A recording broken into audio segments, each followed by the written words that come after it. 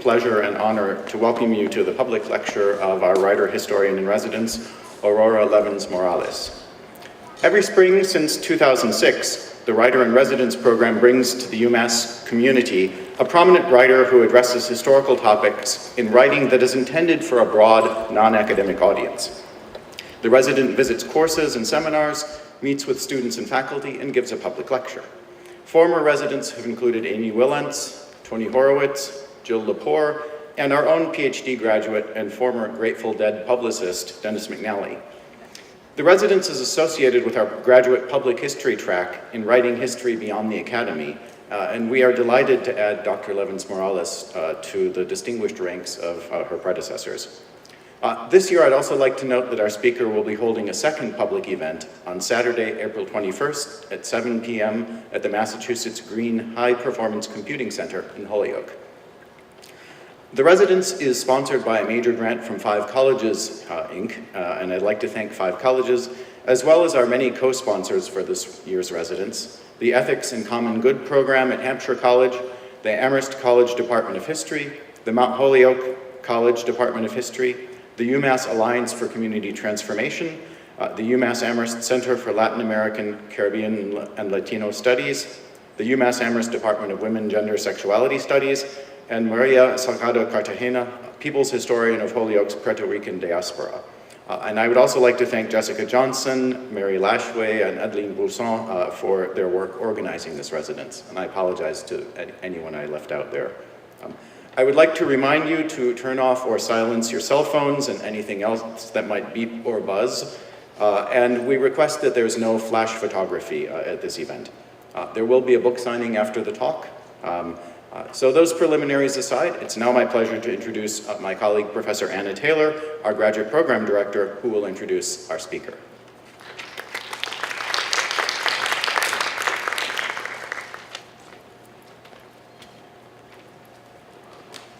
Thank you, Brian. I have read many books by the History Department's writers-in-residence over the past decade, but this is the first time one of them has ever made me cry. It was First Snow in the collection Cassette Show, which you can buy over there. This, of course, is not the proper response of an academic historian, and it's not what I'm supposed to say when introducing a speaker. We are taught to be distant and objective, and to write and to speak as though we were not personally affected or personally involved in the matter of history. Aurora Levins Morales, however, is not that kind of historian. Despite having a doctorate in women's study and history from the Union Institute, she doesn't write like a traditional academic. Rather, she writes history the way she writes memoir and fiction, with a language that is immediate, alive, and emotionally powerful. Levins Morales sees her role like that of a herbalist, wildcrafting. That is, gathering wild plants from abandoned gardens and creating medicine with them. The medicinal powers of history is a theme in her writing. She explains in her History of Puerto Rican Women, published in 1998, how the lives of women from the past gave her insight and strength to face her own experiences. But the telling of these stories, at the intersection of literature and history, is a medicine not just for the writer, but for the readers also, awakening them to the possibilities of different ways of being. Her broader aim, as she puts it, is to reshape our societies into sustainable, humane communities. She writes that the stories we tell about our lives shape what we're able to imagine, and what we can imagine determines what we can do. My job is to change the stories we tell and to help us imagine a world where greed has no power, the earth is cherished, and all people get to live safe and satisfying lives. Levins Morales thus occupies an intersection of activism, art, and scholarship. Through her writing and a vast range of activities across her career, including museum work, oral history, documentaries, podcasts, performance and multimedia art, she centers stories that have been overlooked, including those of Puerto Rican women, immigrants, and the disabled body. She unearths the narratives of those who, as she puts it, were deemed unimportant by the writers of official histories. Sometimes, as in her evocation of the maternal human ancestor we all share, she uses the tools of storytelling and imagination. At other times, she draws on accounts from her own family and medical history. In each case, the reader is allowed no safe distance, but is instead embroiled in the messy, painful, hopeful business of being human. Aurora Levins Morales is a Puerto Rican Ashkenazi Jewish feminist writer, poet, activist, environmentalist, and radical. She is the author of 6 books of poetry, prose, and history. Her writings have appeared in numerous anthologies, have been translated into 7 languages, and, according to her CV, have been honoured to appear as graffiti on the walls of higher education institution bathrooms. So perhaps you'd like to continue that tradition after the talk.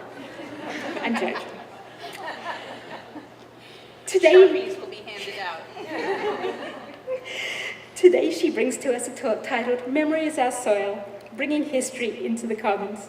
Please join me in welcoming our writer-in-residence, Aurora Levins Morales.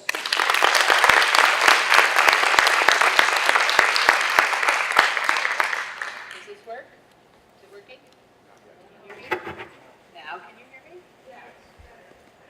You can hear me well all the way in the back? Yeah. Great. Hi.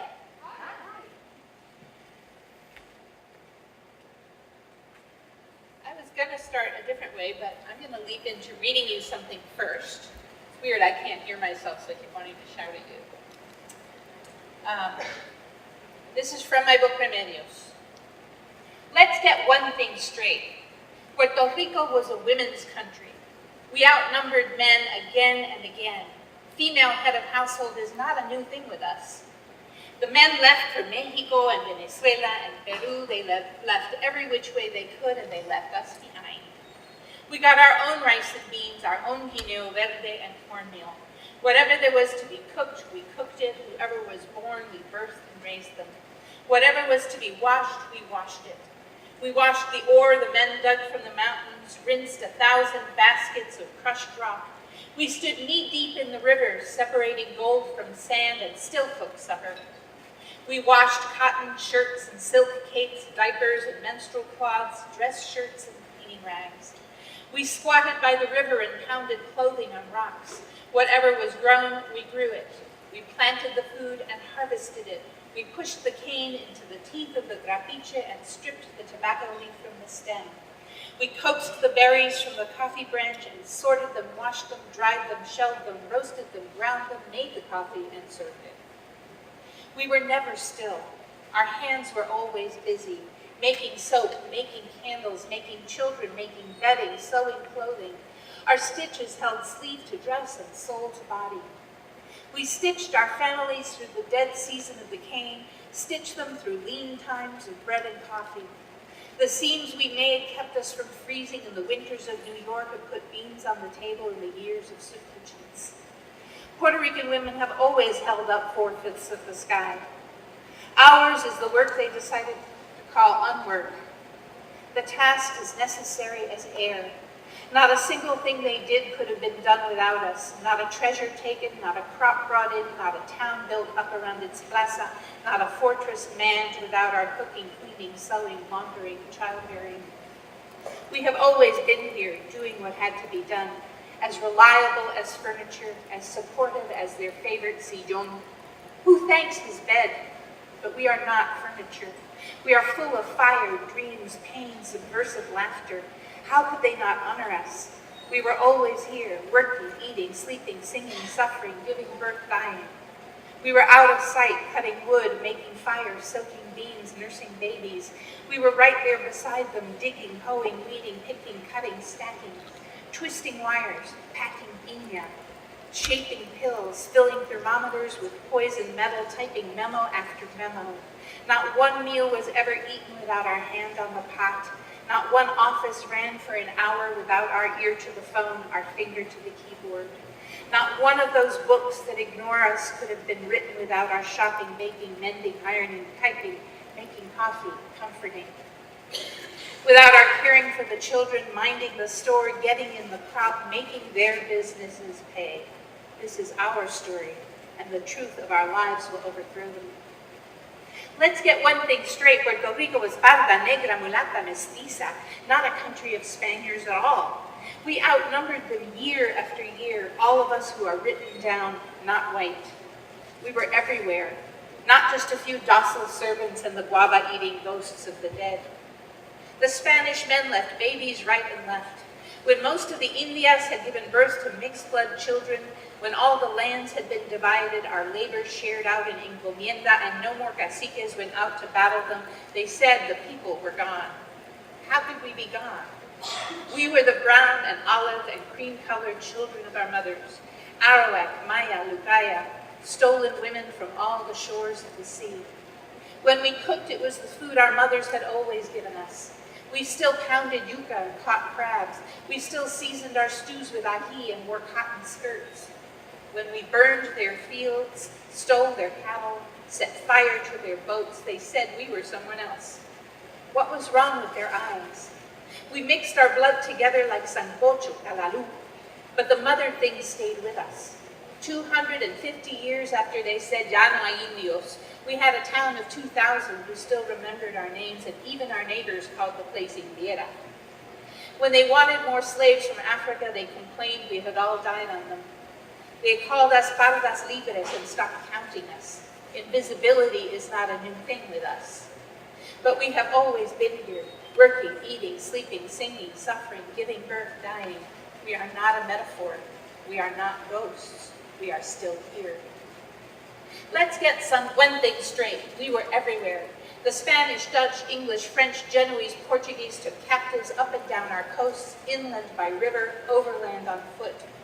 They brought us here through every bay deep enough to hold a slave ship, legally through the port of San Juan, all registered in the royal books, and dozens more unloaded at night right there in the harbor, sold but not written down.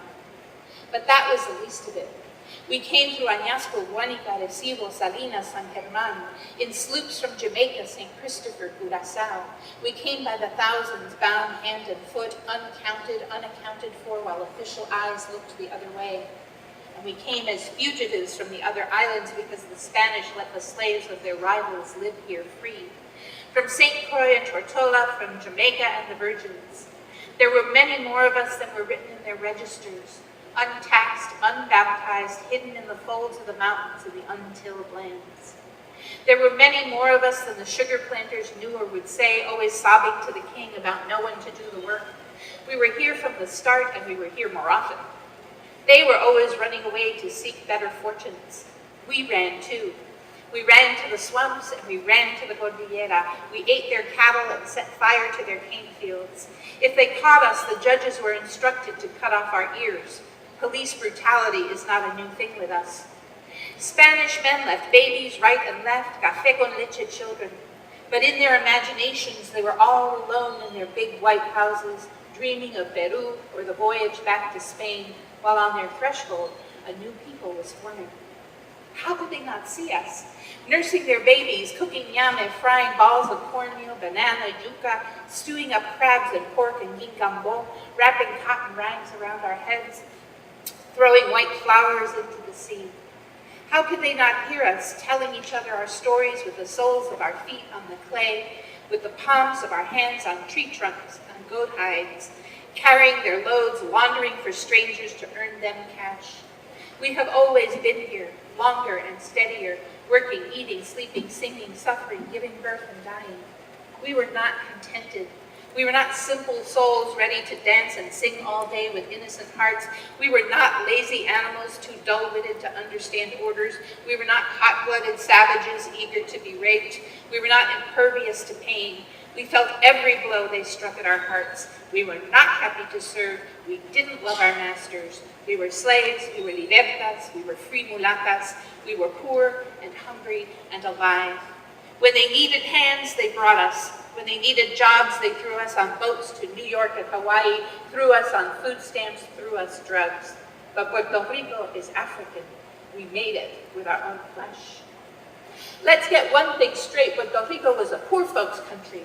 There were many more poor than rich throughout its history, more naborías than caciques, more foot soldiers than aristocratic conquistadores, more servants than mistresses, more people wearing cotton and leather than people wearing silk and damask, velvet, and cloth of gold. They did wear those things, and they ate off silver plates. But most of us ate off higueras or wooden trenchers or common clay. There were more people who ate plátano and cornmeal and cassave every day of the week with a little saltfish or pork now and then than those who had beef and turtle, chicken, and fresh eggs and milk with Canarias wine and Andalusian olive oil. Many of us had no money. Many of us were never paid for working. Those of us who owned the fruits of our labor traded it to the merchants for far less than it was worth and bought on credit and ended up in debt.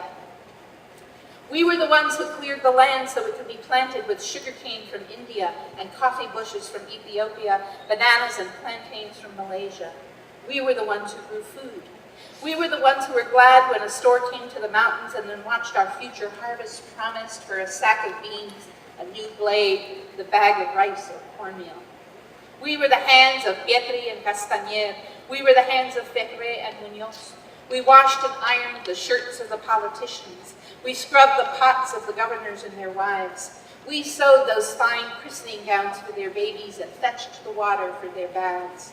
They said this governor built a wall and that one made the road. They said so-and-so founded a town and this other one produced a newspaper, but the governor did not lift blocks of stone or dig through the thick clay. The capitanes pobladores didn't labor in childbed to populate their villas or empty the chamber pots. The great men of letters didn't carry bales of paper or scrub ink from piles of shirts and trousers. We have always been here. How could they not see us? We filled their plates and made their beds, washed their clothing and made them rich. We were not mindless, stupid, created for the task we were given. We were tired and angry and alive. How could they miss us? We were the horses they rode. We were the wheels of their family pride. We were the springs where they drank and our lives went down their throats. Our touch was on every single thing they saw. Our voices were around them, humming, whispering, singing, telling riddles, making life in the dust and mud. We have always been here, doing what had to be done, working, eating, sleeping, singing, suffering, giving birth, dying.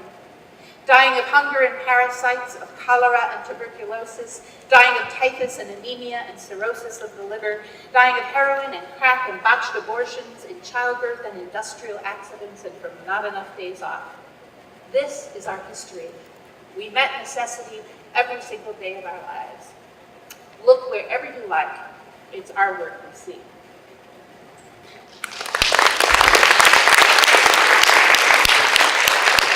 That is, I don't know why I keep yelling. I'm not getting any, oh, now okay, it wasn't really doing its job, was it? Okay. And you all just sat there passively. You gotta shout out when it's not happening. There we go. So that was the introduction, basically, to my dissertation. And as good a way as any to talk about history as the commons.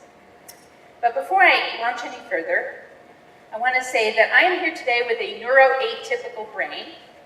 I am epileptic. I have had 7 significant head injuries and a stroke.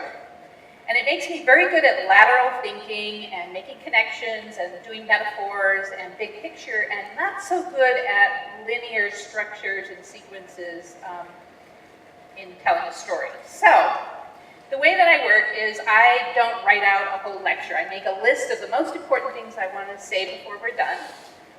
And I talk about them, I tell stories, I read excerpts that have to do with those points. When I run out of steam, I go to the next one. If I lose the thread of what I'm thinking about, or I run out of what I've got on my notes, then I ask you to ask me questions. And then you jumpstart me, and then I go all over again. That's how this brain works.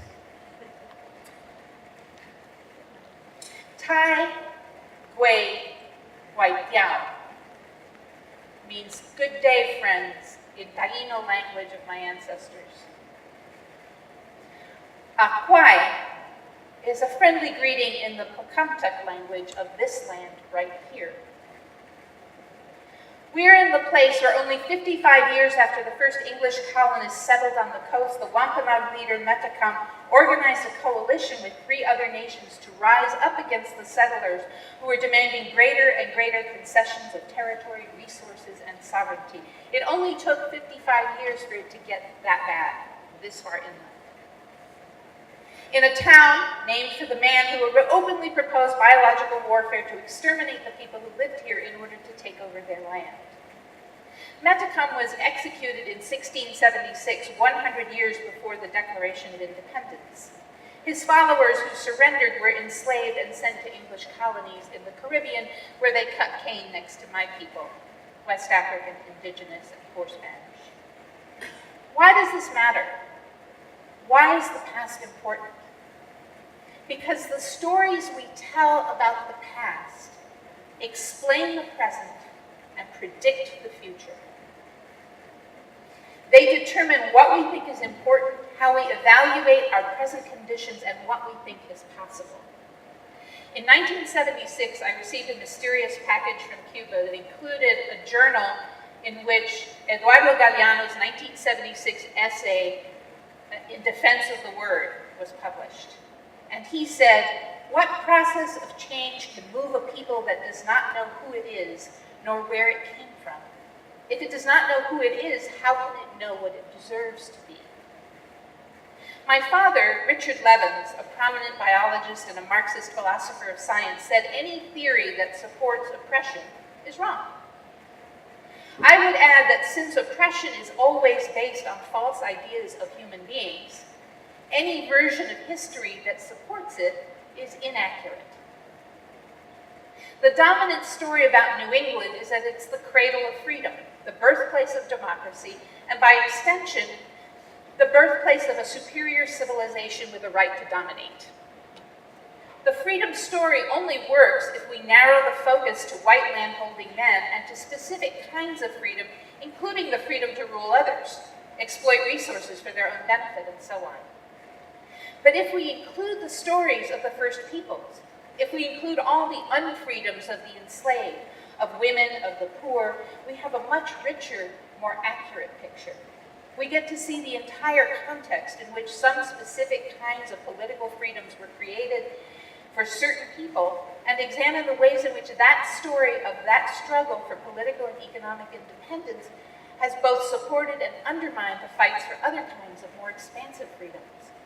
We see the underpinnings of present-day struggles about inequality and our relationship right now to the land and water and air of the place where you all live and I'm visiting. An arc of story that extends from the first violent seizure of land and people to everything from the assault on immigrant rights to fracking and pipelines and so on. It also shows us the interconnections between struggles, that Metacom's people worked in cane fields and panning gold from stream in the Caribbean next to kidnapped West Africans, Taino, and Carib peoples. The truth is the whole.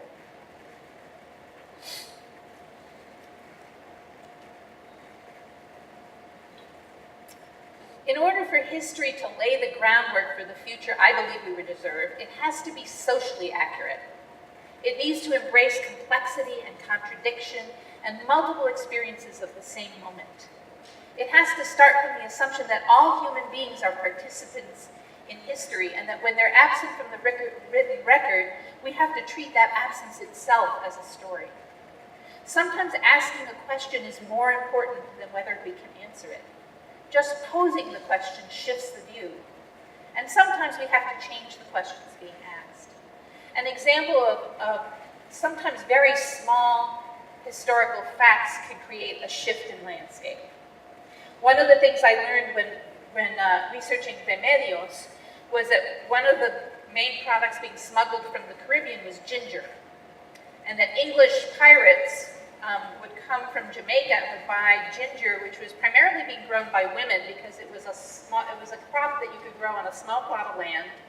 It didn't require a big investment of capital, and you could grow it profitably with a little amount. And so women would take sacks of ginger down to the beach and trade it with English pirates from other English colonies in the Caribbean, and it would go to England, where it was used to spice gingerbread, which was one of the staple carbohydrates of working people in London. So when I go to a community college with a lot of working class Puerto Rican students and I say, the stagehands on Shakespeare's sets were eating Puerto Rican food, it shifts their relationship to canonical literature. It places them inside a story from which they've been told that they don't, where they've been told they don't belong. An example of the wrong question is a debate that's current among Puerto Rican historians about the degree to which we are the biological descendants of the Taino people. There's been a series of genetic studies tracing mitochondrial DNA in certain regions of Puerto Rico, lots of markers for indigenous ancestry. It's been contested, it's been argued back and forth in every which way. What's interesting to me is how heated it is. And so one of my questions is, who has a stake in this argument and why? But it's also the wrong question because identity is not primarily genetic.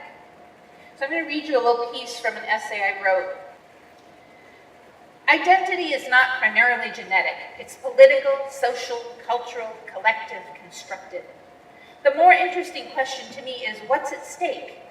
Any debate this fierce is not just about evidence and credentials. I can only answer that for myself. What's at stake for me is what's always at stake. How we understand our history and what we do with it.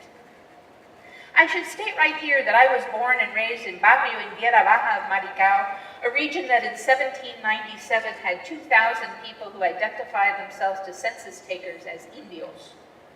That I grew up finding shards of pottery and broken stone axe heads in the river. That there were people who showed up perhaps once or twice a year at the small country store, short of stature with broad faces, coppery skin, and straight black hair, who lived in remote off-road places and bought only metal tools and other manufactured goods, and who called themselves indios too. That my mother's profile, her high cheekbones and back-slanting brow, who she felt herself a part of, the strands of familiar story clinging to that profile, her buried rage and despair are every bit as good as a double helix to me. I am also a student of attempted genocide, historical trauma, uprooted memory, and the denial by colonists of the existence of the people whose lands and resources they take. I have a bias toward the existence of people who are said to be extinct, especially by those who try to extinguish them. In 2000, I interviewed an old woman in Indiera whose grandmother had been captured in the early days of the mountain coffee economy and forced into servitude on an hacienda. She spoke an indigenous language and did not wear European clothing. I was looking up for a second. Or eat what hacendados ate. She had to be locked in a room and punished for some time before they could force her to put on a dress, eat bread, and accept marriage to one of the plantation workers. She taught her granddaughter how to make birthing mats out of special plants and grow medicine. It doesn't matter what proportion of that woman's genes were from Taino ancestors. She carried Taino stories. So my question is not how many of my chromosomes come out of the hills above Toalta and before that up the long island-hopping journey from the mouth of the Orinoco. My question is this. What would it mean if we were to accept as a nation that we are all one way or another descended from real living Taino people, as we are from the real living people of dozens of African nations, the many ethnicities and little kingdoms that became Spain, and the assortment of other foreigners who washed up on our shores? That we are responsible to that indigenous ancestry, to their artistry and science, to their knowledge of the land, their respect for its trees, their grief and hope. What if, in the absence of proof, we just said, yes, we are, among other things, an indigenous Caribbean nation, carriers of those stories? Perhaps at other moments it might have meant other things, but right now at this critical tipping point, to claim our indigenousness is to claim our place in the great hemispheric upheaval, the indigenous-led and inspired insurgency that is making of Latin America one of the most hopeful places on earth. A significant part of that hope is the implementation of policies that not only reclaim the continent's wealth for its own people, but draw upon the ecological expertise of its indigenous citizens to manage and protect those resources. I don't know how many of the people who breathed the air of Boriquen on that first day in 1493 belong in my family tree, or how many living descendants they have in today's far-flung Boricua diaspora. It doesn't matter. I am, like all of us, a child of that moment and privileged to live in this one. And I am far less interested in who begat whom than I am in what we, the heirs to that collision, will make of our own plurinational future.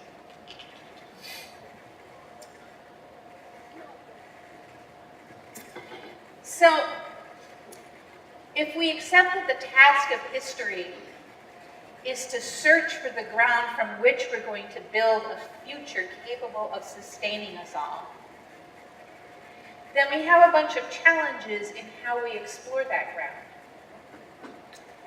When we raise the word accuracy, we immediately raise the question of who's authorized to hold memory. Who's considered a reliable witness in the process of history? Traditionally, historians have placed a great deal more weight on the written record than on oral records. But we have to look askance at the assumption that accuracy and literacy always go hand in hand. In the town of Utuado, there's an old man who holds community history and who told my brother that around 14 generations earlier, there had been a period when the men of Utuado went off to South America to dig gold, and that for a generation the town was run by women until their sons grew up and took over. The timing aligns that story with the discovery of gold in Ouro Preto in Brazil, which we know many people from all over the Caribbean and other parts of Latin America disappeared into that hole in the ground digging gold for the Spanish. I have no reason to question that. Imagine the written testimony of women who are tobacco workers being questioned before a judge whose relatives all own tobacco fields about their transgressions of the rules. What they say about what they did and didn't do has to be taken in the context of those power relations. Just because someone has the power to write something down doesn't mean they're telling the truth. Witness the epidemic of fake news. So if our purposes are what I describe as medicinal or liberatory, I don't think of myself in writing a history of Puerto Rican women as trying to tell a comprehensive story. I'm trying to tell a catalytic story. I'm trying to tell a story that will allow current-day Puerto Ricans to say, oh, we stand on many, many, many layers of shoulders of people who resisted in every way that they could imagine, every attempt to dehumanize them. And that will change the way that those people look at the present and think about the possibilities of the future. The histories of those who dominate are always aimed at normalizing oppression. They're always aimed at making it seem as if oppression just exists, didn't get created, didn't have a history, is the natural order of things, and needs no explanation. Let's see, here it is. Rulers always promote, this is from my essay, The Historian is Curandera. Rulers always promote an official memory, a creation story of their own power that explains imbalances, inequalities as natural, inevitable, and permanent, inherent to the natures of slave and master, invaded and invader, and therefore unchangeable. That explains the changes they impose on gender relations, family structures, land use, sexuality, and other important aspects of people's lives as the way it always should have been. Official history is designed to make sense of oppression, to say that the oppressed are oppressed because it's their nature to be oppressed. When teaching of ethnic studies was banned in Tucson schools, the argument was that it was an assault on Western civilization and promoted resentment on the part of students of color. Yeah, exactly. That is, in fact, our job. So the Founding Fathers spoke of the need to control democracy so that only those fitted for rule by the experience of managing wealth would have an opportunity to hold public office. There were slaveholders who framed the kidnapping and capture and exploitation of West Africans as beneficial to the enslaved, as offering them the blessings of a higher state of civilization. There were people who actually said that they believed West African people would have died of starvation had they not been enslaved because they didn't know how to farm. These were the myths that they created to justify being able to live with what they were doing. And misogynist patriarchs speak of protecting women from our own weak natures. The colonized everywhere are defined as in need of improvement, which only better management of their labor and resources can offer. The collective memories of the oppressed offer an alternative story, one in which oppression is the result of human behavior, historical events, choices made by actual people, not natural law. If we're interested in a story of the past that taps this suppressed memory bank, we need to keep asking who's missing, how might they see things differently, what questions am I leaving out? I am so thirsty.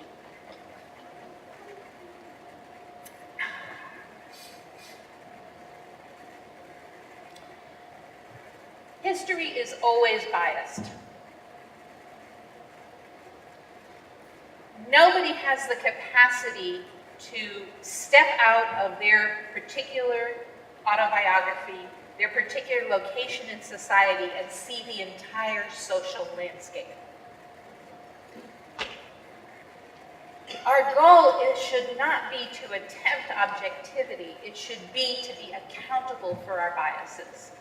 It should be to be able to name and map them and to figure out who we need to work with, whose biases are complementary rather than lining up with our own, so that we're able to map a larger portion of the social terrain. I wear lots of different hats, and this year I was asked to give a Yom Kippur Sermon in my synagogue, and this is an excerpt from that talks about this question of what we each perceive and how the landscape shifts. Imagine this, that each one of us is weighed down by unearned punishments and unearned rewards. That when we are punished, not for what we do, but just for existing, it's like being wounded, so that we guard our injuries and they become easily inflamed, make us lash out or turn in. And when we are rewarded, not for what we do, but just for existing, it's like being drugged, so that it seems natural to have more and better and easier. And we are oblivious to whole provinces of the social terrain where our own privileges settle like fog to hide the landmarks of other people's suffering.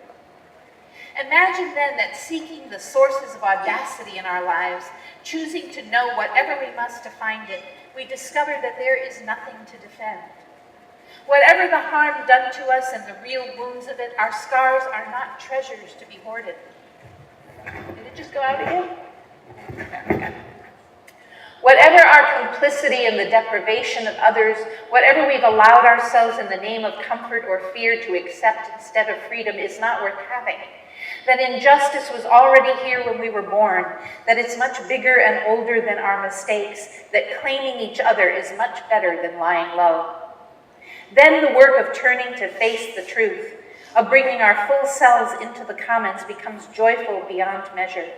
When the fog is burned off, what remains is an illuminated landscape where the entire geology of our lives is laid bare, and we see how we are woven together, see the ground of solidarity we must walk to reach the future we love. The work of history is about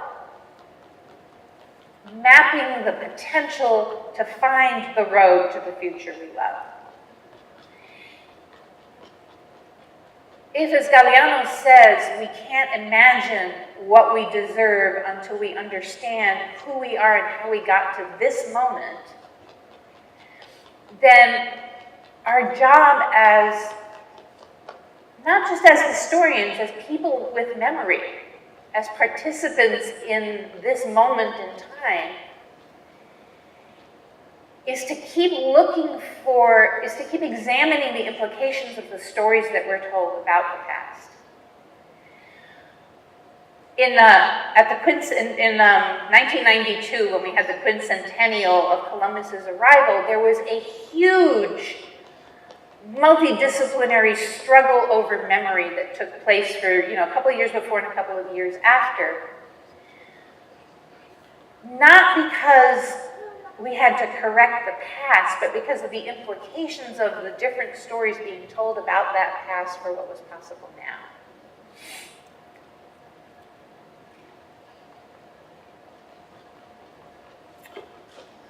I just had one of those brain-injured moments, so I'm going to scroll up.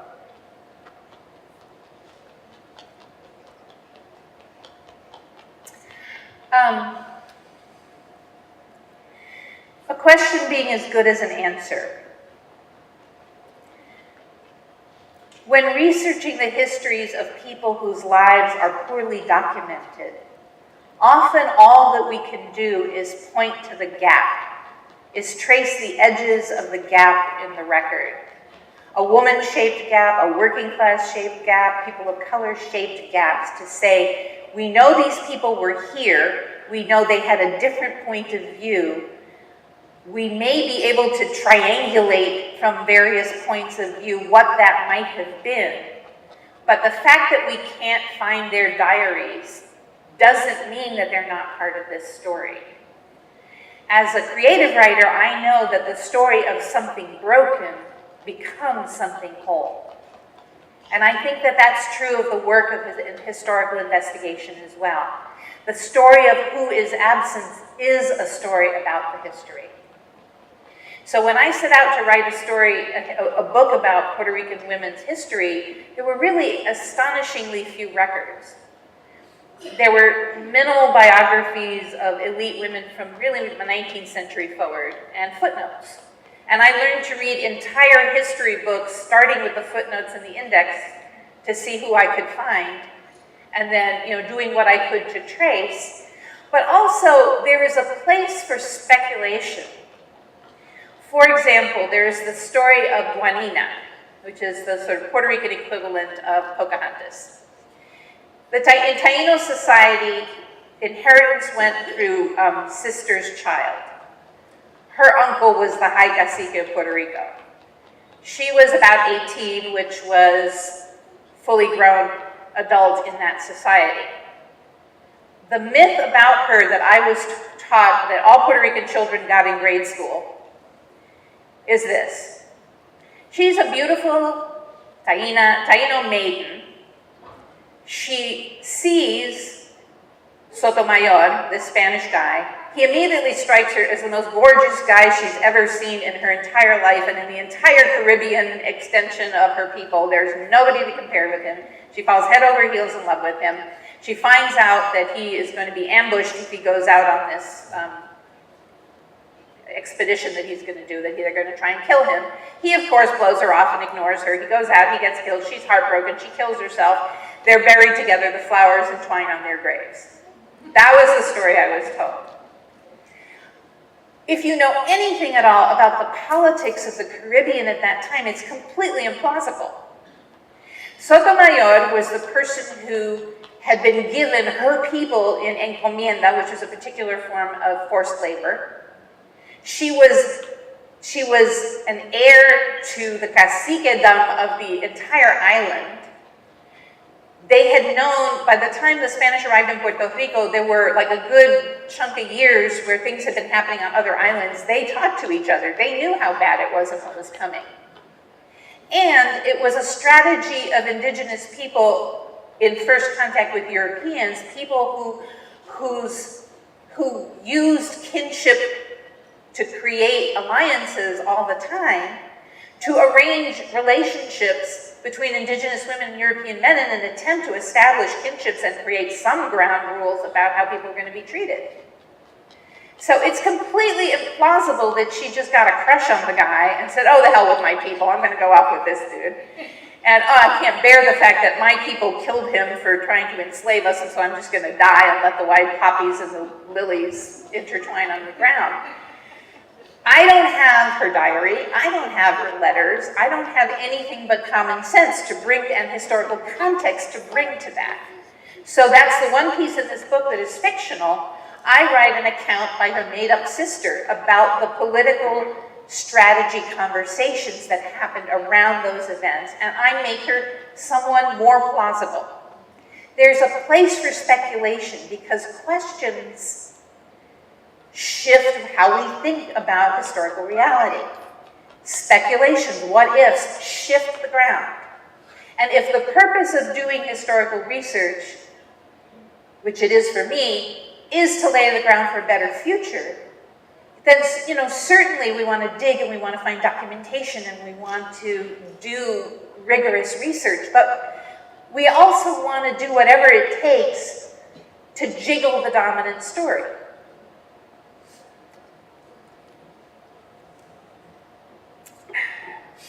trying to think of, there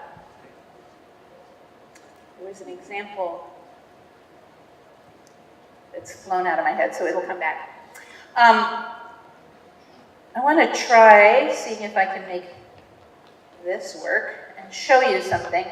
My brother Picabo is a visual artist, and he and I collaborate on turning history into visual art projects as one way of bringing history outside of academic world.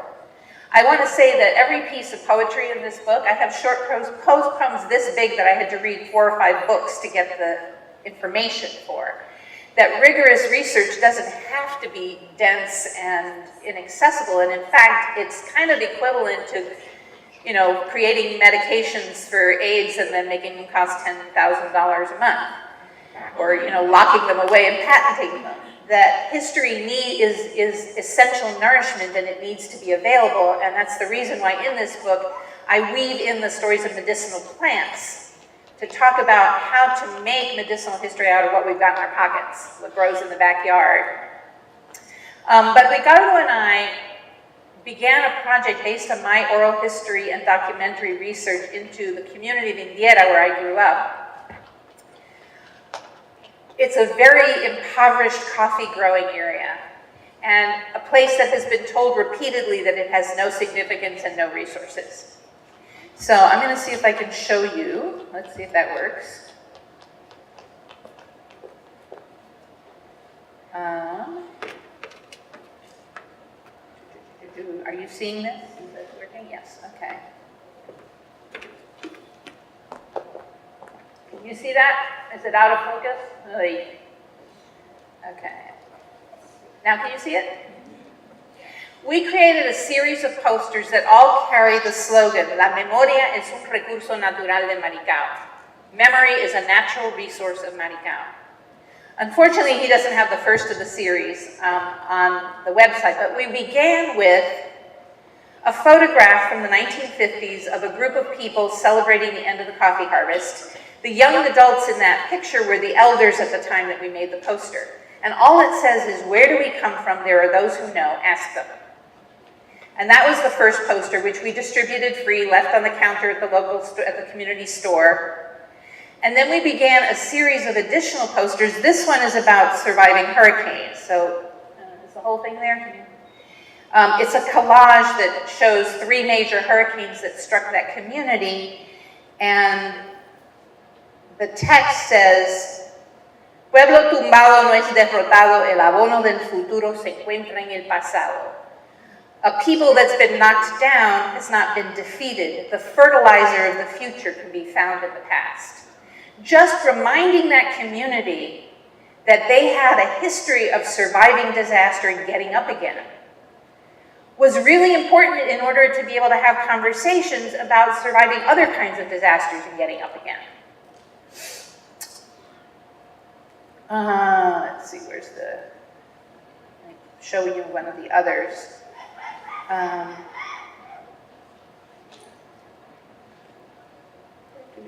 Here we go.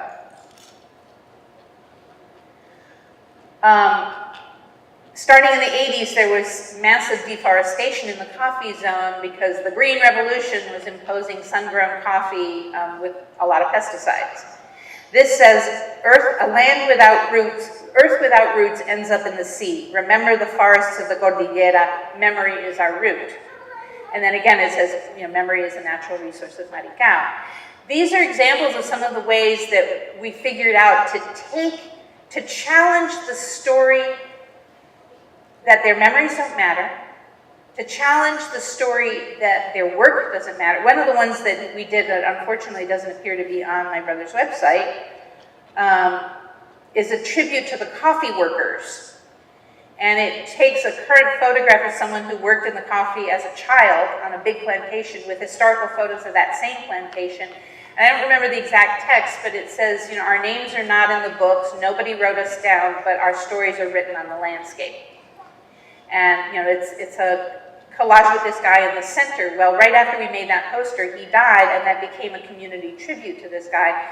But each time we bring these posters to Maricao, community conversations start. People go, oh yeah, and you know, so-and-so used to talk about this, and You know, this poster about deforestation started a whole conversation about land use. We have another one that says just el reino del café. There's a tremendous amount of romanticizing of the great era of the coffee plantations, just as there is about the slave South, gracious living. My brother made a poster that shows, it might be in here, that shows, here it is, a big coffee hacienda house of the kind that are romanticized and turned into guest houses, resting on a foundation of coffee sacks with a whole bunch of poor people carrying it. And all he had to say was the rule of coffee. And the people in that community who have been at the bottom of that pile and whose grandparents and great-grandparents were at the bottom of that pile, it opens up the possibility for a different conversation about what that history actually was, and a conversation about what do we want to do now with the land. Maricao lost 100% of its coffee in the hurricane.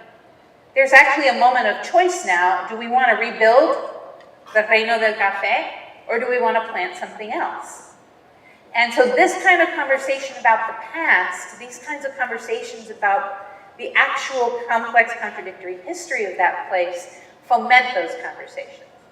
I remembered what I was going to say, which is that often people who are trying to do this kind of history that is empowering of the disempowered, that tells the untold stories, there is a temptation to focus on the heroic, to tell stories of simple, people who did everything right.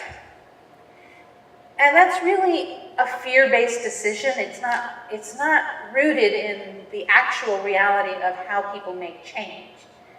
If we believe that oppression is never justified and that humans always resist the best we can all attempts to dehumanize and harm us, we don't need or want simplistic heroic stories.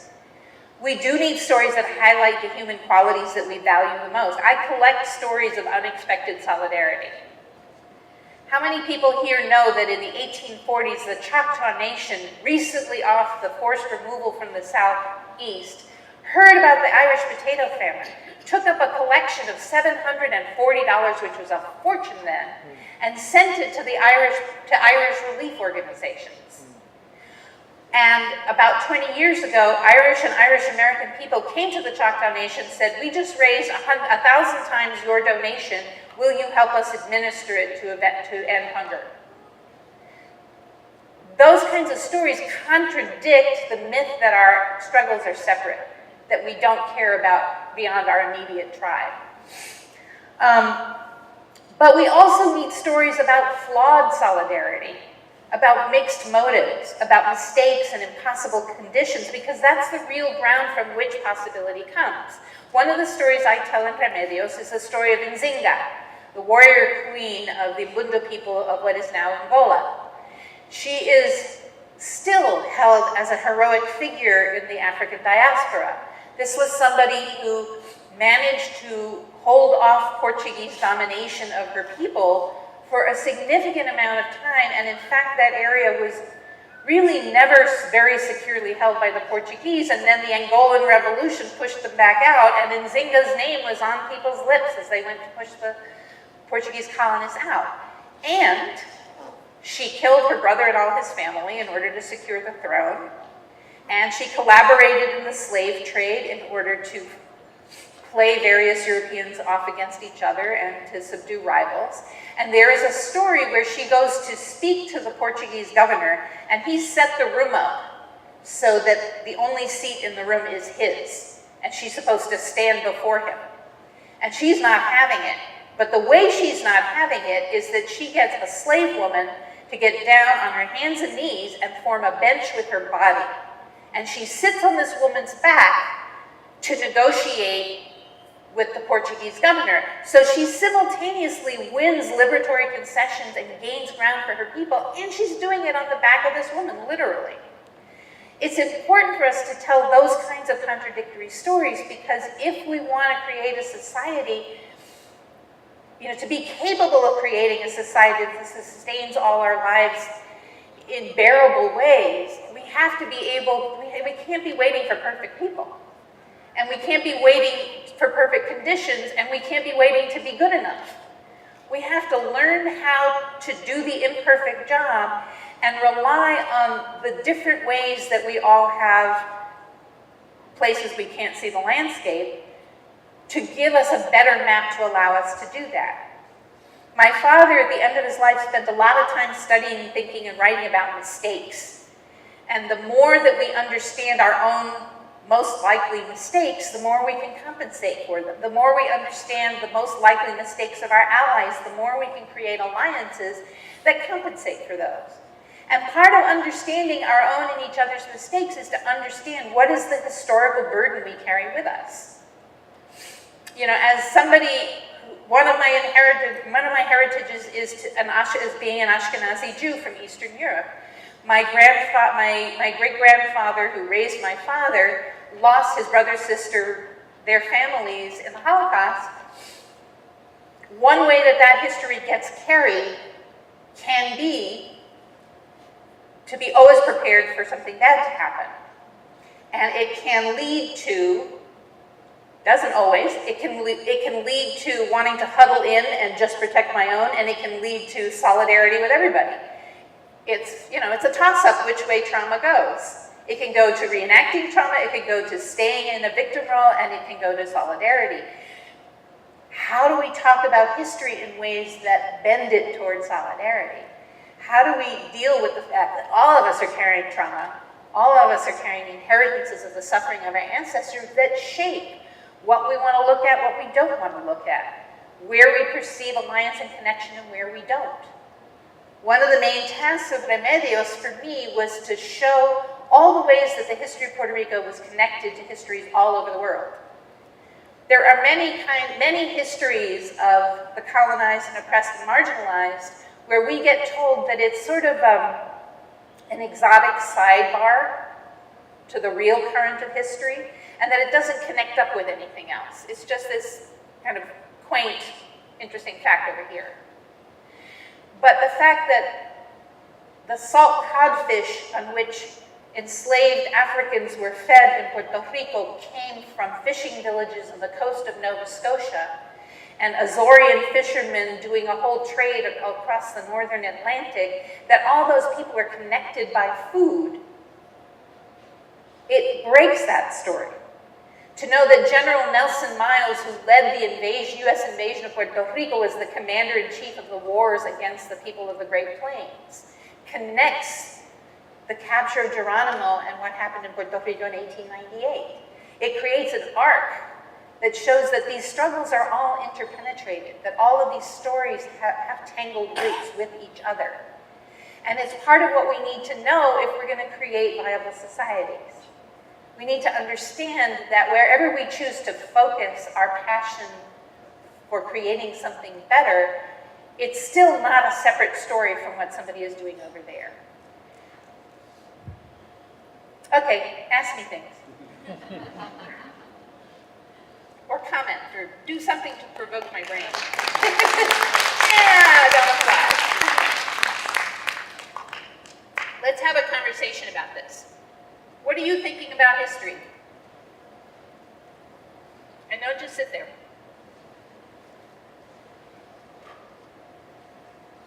I can and will outweigh you.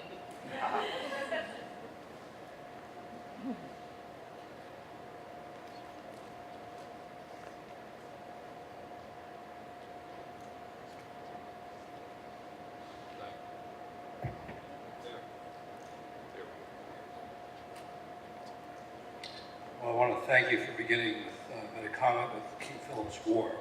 I'm not hearing you very You're well. not hearing me? Is anyone hearing? I want to thank you. There we go. Thank you for beginning with Metacomment, King Philip's War. There's been a resurgence, it seems, in the Valley, and maybe elsewhere, in interest in that episode. And maybe you want to talk a little bit more about it. About, I didn't hear the first part. King Philip's War. And Oh, I mean, I'm not a historian of that particular conflict, but anywhere that I go, I make a point of doing a little research about who the first people were and what the key battles were. And it really struck me You know, that this right here was a place of one of the bloodiest conflicts and one of the major last stands of indigenous people in this area early on in the colonization of North America. And how do you all integrate that into the work that you do is my question. There is an uninterrupted arc from that to this moment.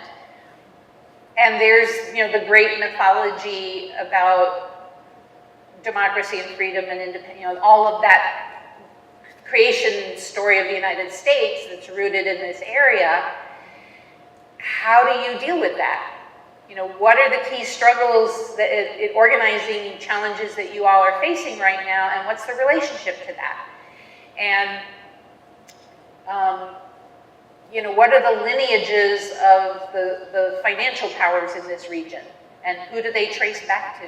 And one of the things that I do, I mean, this was a land grant school, so it's a little bit of a different story, but, you know, when I go, a lot of universities that I go to were built with slave money, and money from trade with China that was, you know, opium and spices and tea and silk and a lot of violence. Really, it's a question for you all to address because I'm not from here. There is a tendency to speak of slavery as the founding crime of the United States and to bypass the indigenous story. And we need to quit doing that. I guess my question is, how does the landscape of what you do shift if you start your analysis of current events there? I know that there's, you know, significant organizing of Puerto Ricans in this part of the country, which is very exciting for me. Are you making a connection between the fact that those people were shipped to the Caribbean? Are you making a connection between the indigenous history of Puerto Rico and the indigenous history here and the triangle trade and, you know, Caribbean sugar being made into Boston rum and, you know, the development of industry in this area? How does making that connection then shift where you start your story about what you're doing now? And what can you learn from those earlier struggles that could inform what you're trying to do and what you envision is possible? And one more thing is that we spend far too little time imagining the future. Far too little time, those of us who are activists spend a tremendous amount of time and energy expelling out exactly what we're against. And that's important to do, but the fuel for activism is of love for what's possible. And for me, thinking about what this landscape was like pre-colonization and thinking about all the different things that people have learned in the various ways that we have resisted oppression and fought for our survival, using that to imagine what is it going to look like when we win? This thing keeps, I hear myself and then I don't. If you can't hear me, will you please like wave your arms in the air and make a noise? I'm just going to hold this. Yes. Thank you so much for your medicine. I just have a couple of concrete resources for local folks. There's something called the Nolombika Project, which is working on reclaiming some of the indigenous stories of this land and sharing them. And also there's a pretty active Native group here at UMass. And they have a Facebook page called Natives at UMass. So just if anyone's looking to connect to some concrete resources, the Nolombika Project is Nolumbeka. Thanks. I don't know about you all, but everything is very echoey up here, so I can't hear very well what you all are saying. More people. Have a conversation with me. Hi. Yeah.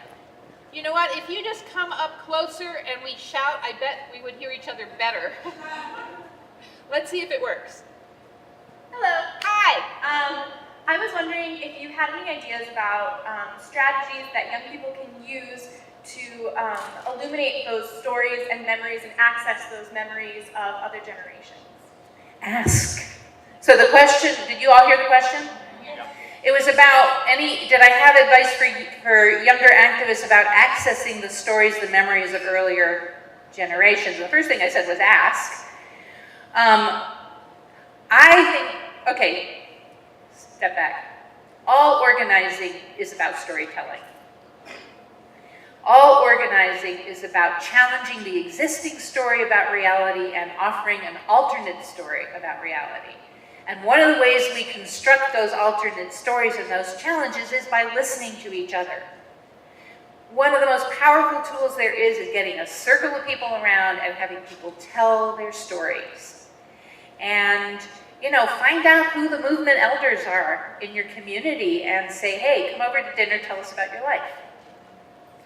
Have conversations where you go around and everyone gets a turn to say how a particular issue impacts them or what it's been like being who they are. And get a real mix-up of people in the room so that you get different stories.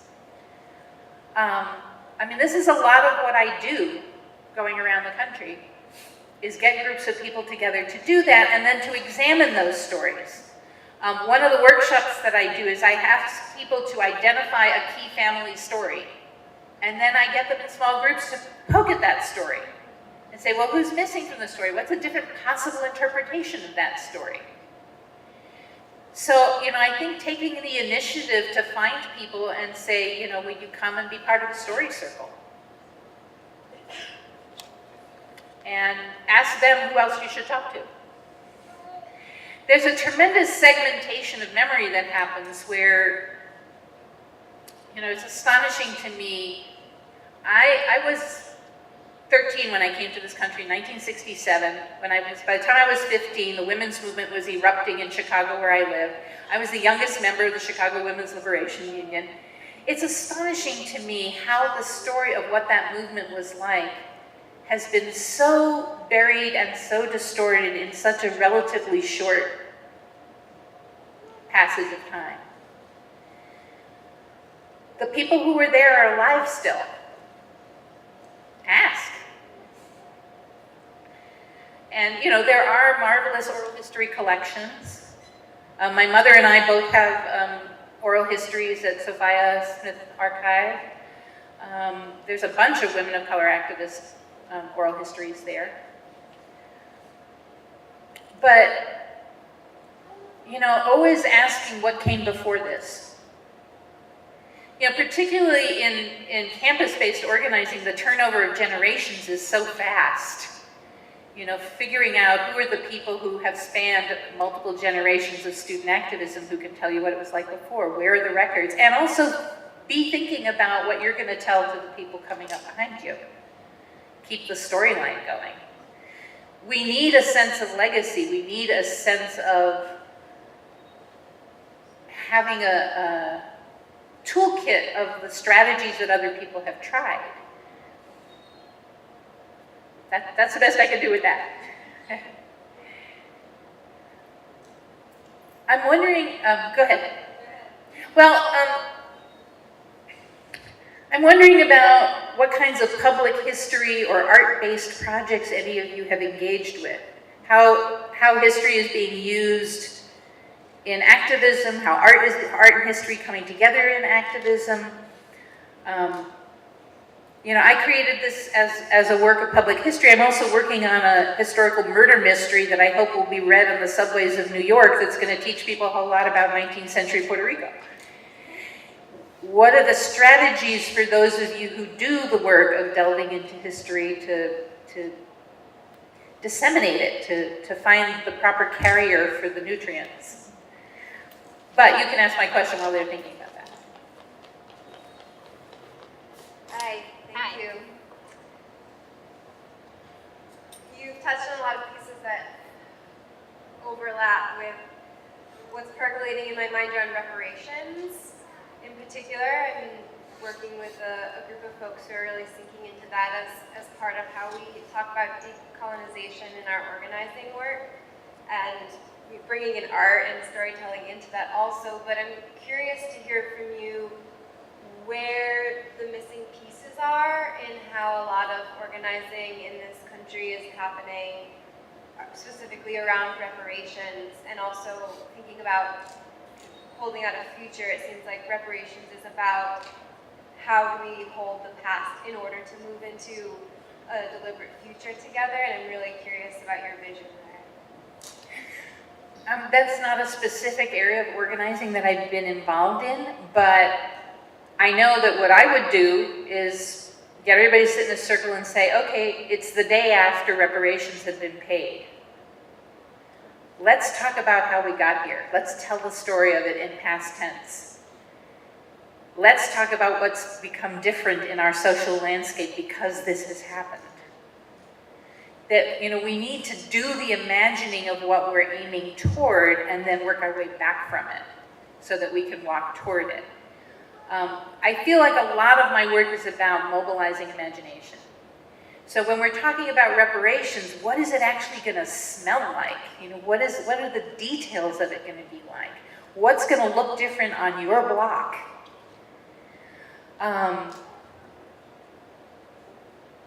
What's missing? I think that we have a left tradition that's very rooted in confrontation and in action, and tends to be impatient with process and relationship building, and tends to be impatient with some versions of storytelling.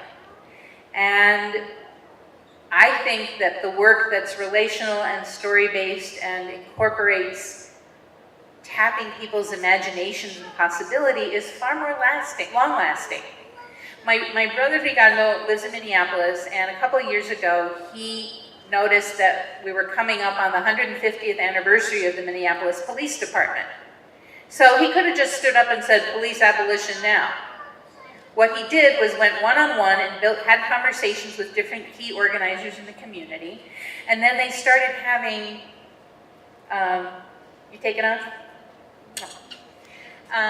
They started having meetings, small group storytelling gatherings with people in the communities most impacted by police violence, and among the professionals who had most ongoing contact with the police in their work. And they spent 2 years doing that, gathering stories, and they asked all of those communities to do a 150-year performance review of the police department. It was a way of talking about the history of the establishment of policing in Minneapolis. It was a way of talking about key moments of police violence and dysfunction along the way. And what came out of it was a set of recommendations that were organic, that were rooted in that storytelling. And they created a report that was recently released that's beautifully illustrated and talks about what it will look like when there are no police.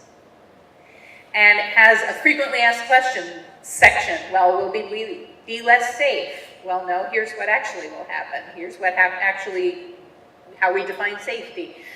Which functions that the police are currently doing should be done by who else? Because it was a 2-year collective storytelling process, it's far more powerful. It was a slower process, but it built really solid relationships, and it created a vision that's really exciting and inspiring and isn't just a stop this bad thing. So to me, that's an example. He calls it hope-based organizing, and that's to me an example of the things that we're not doing enough to tap. And there are certainly all kinds of projects around where people are trying to do that.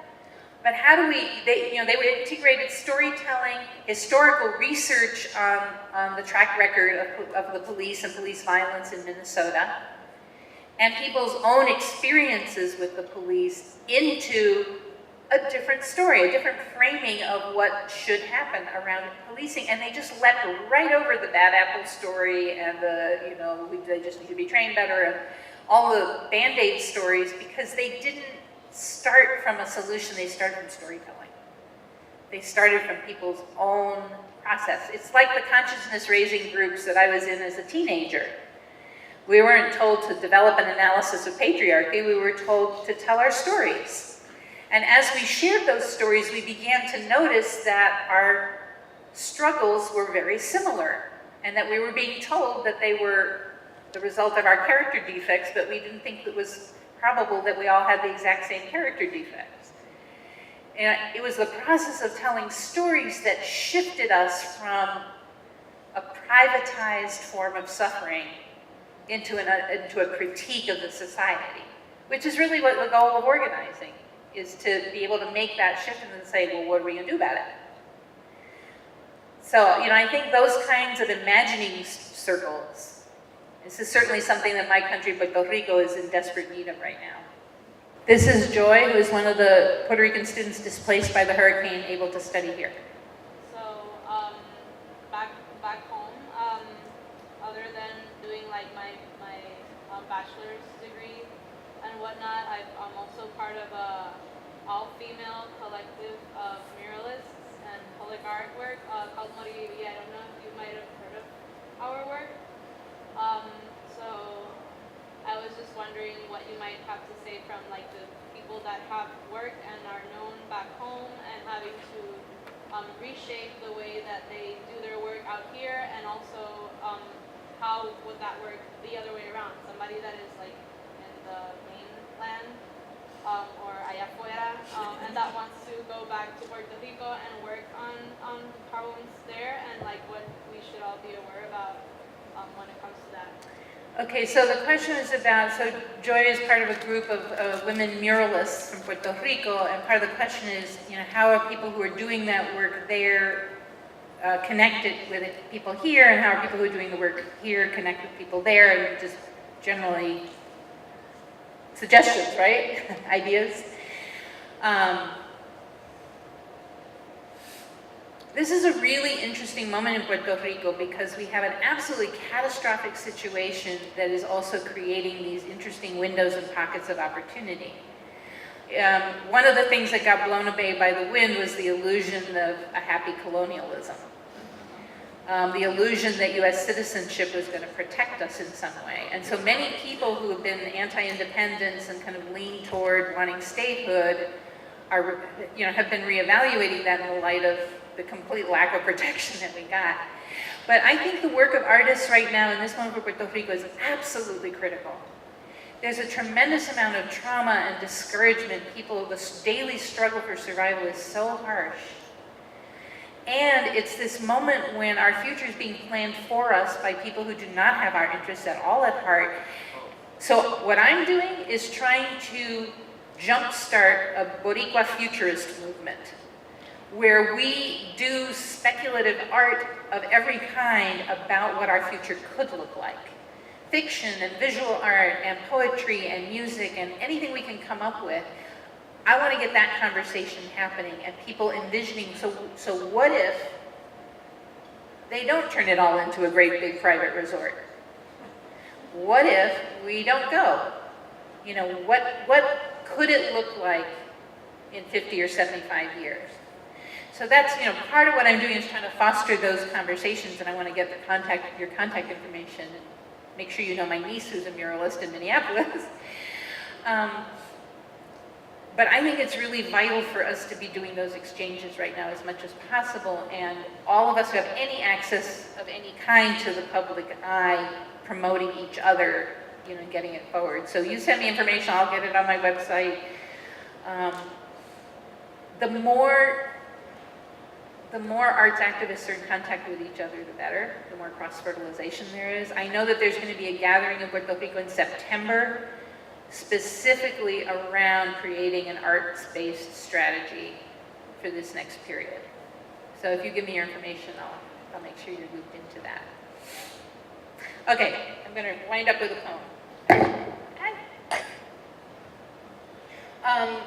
This is a poem based on the Jewish prayer, the Ve'ahavta, which is about speaking the words of Torah and teaching it to your children so that they'll live good lives, basically, is the quick version.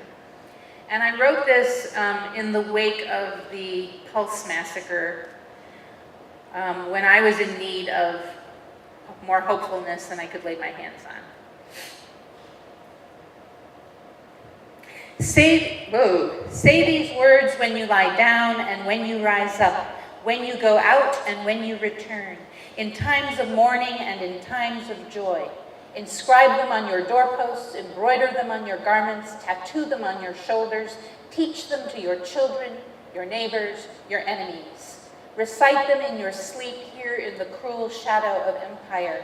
Another world is possible.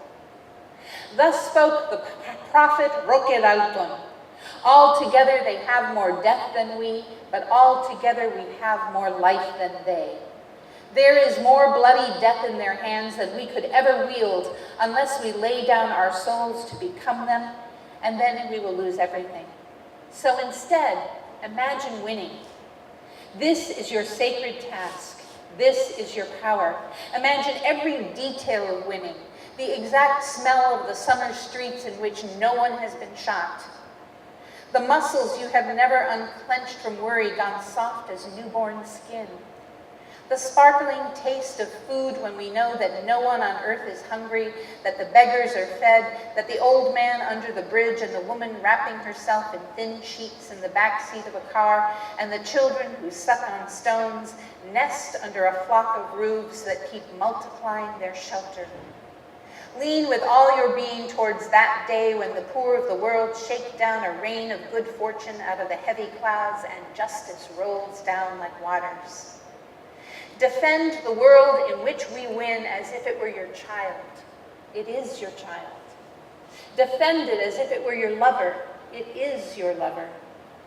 When you inhale and when you exhale, breathe the possibility of another world into the 37.2 trillion cells of your body until it shines with hope, and then imagine more. Imagine rape is unimaginable. Imagine war is a scarcely credible rumor, that the crimes of our age, the grotesque inhumanities of greed, the sheer, astounding shamelessness of it, the vast fortunes made by stealing lives, the horrible normalcy it came to have is unimaginable to our heirs, the generations of the free. Don't waver. Don't let despair sink its sharp teeth into the throat with which you sing. Escalate your dreams.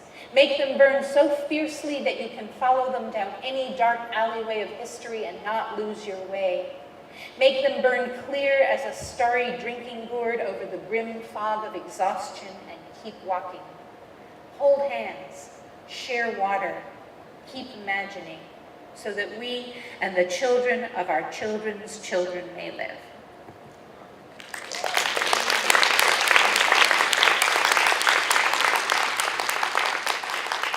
Punto.